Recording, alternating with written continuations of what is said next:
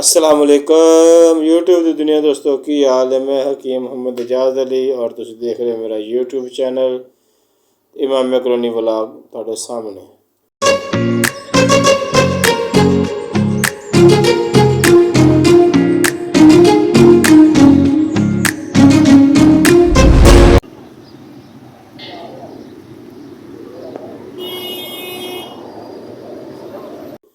आज माशाल्लाह जी ठीक ठाक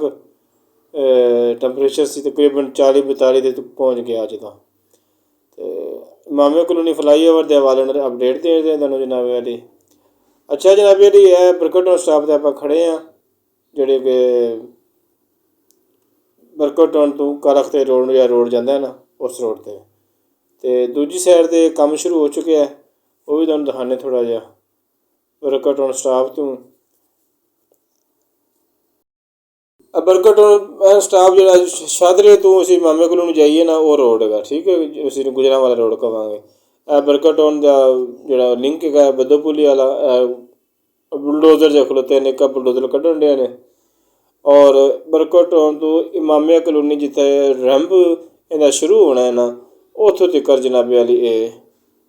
असफाल्ट अज पैना वे। इस तो पिछला जोड़ा है तकरीबन टोटा जोड़ा थोड़ा जिहा छड़ छड्डिया ने फाटक तो परली साइड ते यानी कि फाटक वाला हिस्सा जो वो छड्ड के ते बाकी अगे पिछे वाला जो टोटा असफाल्ट का वो कंप्लीट हो जाएगा अज इंशाअल्लाह।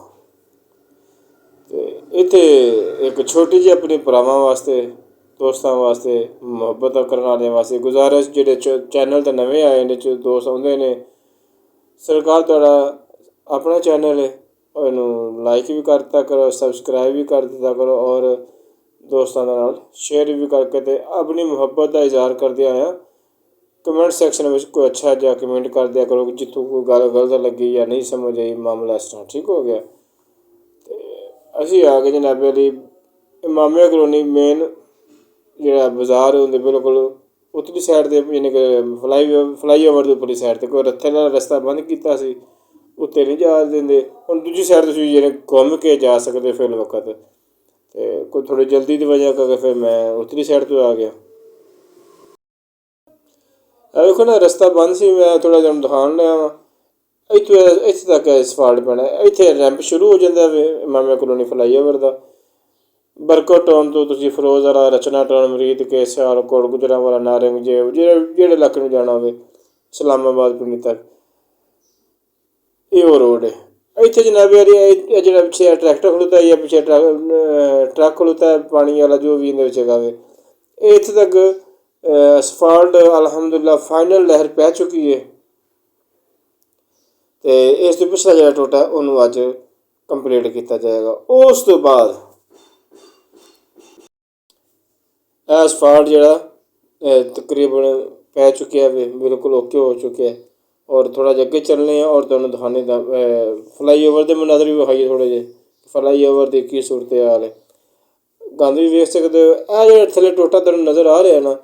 इत्थे अजे असफाल्ट पैना बाकी है तो ट्रेन भी गुजर रही है। यह टोटा जोड़ा ना कोई है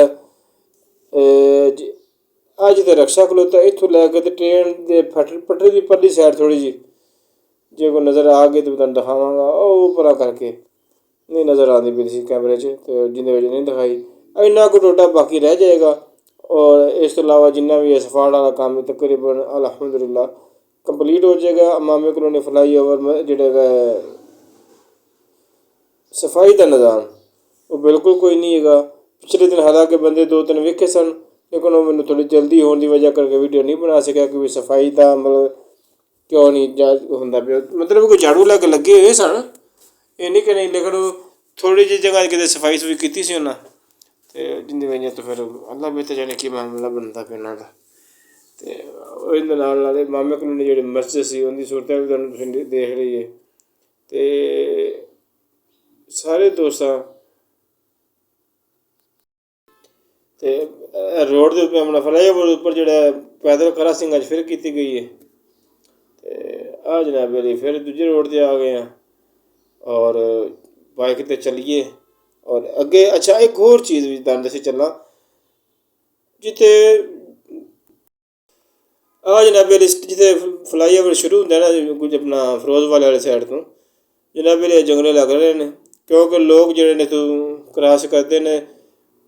ਪਿੱਛੋਂ ਟ੍ਰੈਫਿਕ ਸਿੱਧੀ ਬਾਈ ਆਪਣਾ ਫਲਾਈਓਵਰ ਤੋਂ ਜਿਹੜੀ ਸਿੱਧੀ ਆ ਰਹੀ ਸਪੀਡ ਨਾਲ ਆ ਰਹੀ ਹੁੰਦੀ ਹੈ, ਲੋਕ ਇਹ ਤੋਂ ਕ੍ਰਾਸਿੰਗ ਕਰਦੇ ਜਿਹਦੀ ਵਜ੍ਹਾ ਤੋਂ ਹਾਦਸੇ ਹੋਣ ਦੇ ਬੜੇ ਖਤਰੇ ਨੇ, ਔਰ ਹੋਏ ਵੀ ਹੋਣਗੇ ਯਾਰ, ਮੇਰੇ ਇਲਮ 'ਚ ਨਹੀਂ ਵੈਸੇ। ਅਤੇ ਇਹ ਜੰਗਲੇ ਲੱਗ ਰਹੇ ਨੇ ਜਨਾਬ, ਵੇਖੋ ਕਿੱਥੋਂ ਤੱਕ ਲੱਗਦੇ ਨੇ। ਇਹ ਅੱਜ ਇਹਨਾਂ ਕੋਲ ਲੱਗ ਚੁੱਕਿਆ, ਅਗਲੀ ਵੀਡੀਓ ਤੱਕ ਵੇਖਦੇ ਹਾਂ ਵੀ ਇਹ ਕਿੱਥੋਂ ਤੱਕ ਲੱਗਣੇ ਨੇ। ਔਰ ਇਹ ਸੇਫਟੀ ਬੜੀ ਜ਼ਰੂਰੀ ਹੈ,